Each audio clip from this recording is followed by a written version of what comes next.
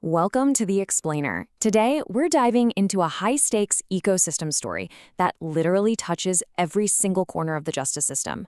You know, when we hear the phrase staffing shortage, we usually just file it away as a standard HR problem, right? Like a help wanted sign in a window. But in Washington state's correctional facilities, it's a living, breathing crisis. Every single missing piece changes the environment entirely. So let's jump right into this and see exactly what's happening. Our source material hits the nail on the head with this idea. This shortage is fundamentally a systems issue. Think about it. In a highly secure, heavily structured environment like a prison or a jail, it's not like an office. You can't just leave a post empty and turn off the lights in that corner of the building for the weekend. A single vacant post creates an immediate, massive ripple effect that washes through the entire facility. It drastically impacts safety, it drains budgets, and most importantly, it affects human lives. So here's our roadmap for today. First, we'll look at the epicenter. Second, inside the walls. Third, the county challenge. Fourth, Washington's playbook. And fifth, what to watch in 2026. All right, Section 1, the epicenter, numbers and causes. Let's talk scale for a second, because the numbers here are genuinely staggering. The Washington State Department of Corrections currently employs roughly 3,500 correctional officers. And that's out of a massive overall workforce of over 8,000 people spread across 11 different state prison facilities and community supervision. Trying to manage a logistical machine of this size means every single gap is highly consequential. You aren't just trying to replace a few people retiring, you're trying to maintain this incredibly complex 24/7 security apparatus. So why the shortage? Well, there's no single villain here. It's really a perfect storm of overlapping causes. You've got the inherently high-stress nature of the work, which obviously leads to burnout, especially when overtime becomes the norm.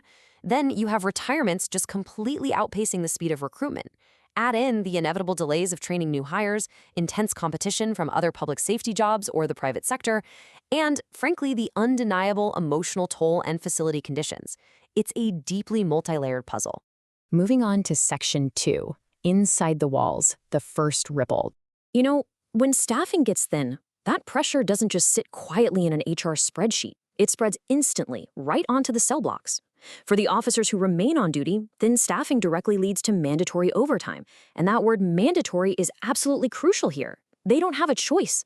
They're working repeated extra shifts, which naturally brings extreme fatigue. And in a high-stakes correctional environment, fatigue increases the risk of mistakes. It makes it significantly harder to maintain consistent, safe supervision. The entire burden falls squarely on the shoulders of the folks left on the floor. And when you actually map out how these staff effects trickle down to the incarcerated individuals, a pretty grim pattern emerges. Mandatory overtime for an officer translates directly into more lockdowns. Fewer staff on the floor means canceled rehabilitation programs, delayed medical transports, and much slower emergency response times. This matters deeply. Structured activity and treatment programs are directly tied to the ultimate goals of safety and rehabilitation. When the staff is exhausted, that entire rehabilitative mission kind of gets compromised. All right, Section 3, the county challenge, a different beast. Now, state prisons generally deal with longer stays and slightly more predictable daily routines. But county jails, they operate in a totally different environment. We're talking rapid, unpredictable intake surges, acute behavioral health crises, super short stays, and a really high volume of people who haven't even been sentenced yet. The pressures driving the staffing crisis at the county level are fundamentally different, which means they require a completely different approach to fix. Which brings us to the Washington Jail Modernization Task Force. State leaders have realized a really hard truth. You literally cannot just hire your way out of a broken system. Fixing the county jail shortage requires overhauling decades-old, sometimes physically unsafe infrastructure and building sustainable systems from the ground up. It's about addressing massive behavioral health needs and actually redesigning the job itself to make it safer and more appealing. You can't just throw more hiring ads at the wall and hope they stick.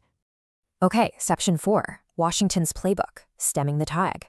So Washington is deploying several aggressive strategies at once to fight back against this. Step 1 is a massive push for rapid recruitment. They're using a fast-track 6-week correctional worker course academy to get boots on the ground safely but fast. Step 2 involves actual state budget requests for what they call custody staffing relief. This means they're officially budgeting for coverage when staff take vacation, sick leave, or mandatory training to try and manage that system-wide pressure. And step 3 is rolling out the 988 crisis line right inside state prisons.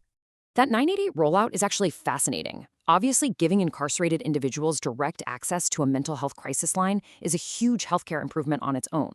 But look at it from the staffing angle. It's a brilliant, surprising workaround. It actively reduces operational strain on custody officers. When individuals have a dedicated professional crisis line to call, it mitigates behavioral escalations that would otherwise require multiple officers to physically manage.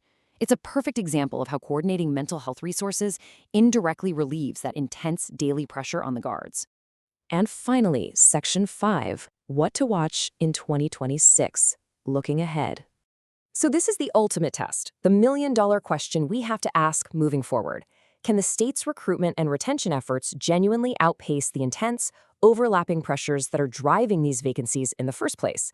It's basically a high-stakes race between the state's playbook and the daily grind of the job itself. To see who's actually winning that race, here is your specific watch list for 2026.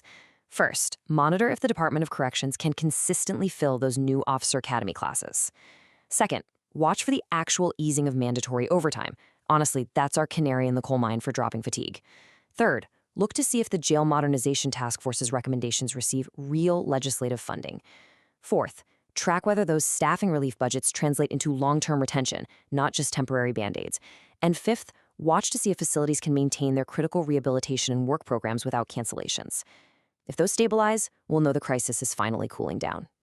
At the end of the day, this whole thing isn't just about managing state budgets or filling vacant HR slots. It is entirely about the human cost. Can a correctional system truly remain safe, stable, and humane while operating with too few officers in so many critical posts? The state is definitely working hard to answer yes, but as we've seen, the ripples of this crisis touch absolutely every single life inside those walls. Thank you so much for joining me to unpack this complex issue. Keep an eye on those 2026 indicators, stay curious, and I'll catch you on the next explainer.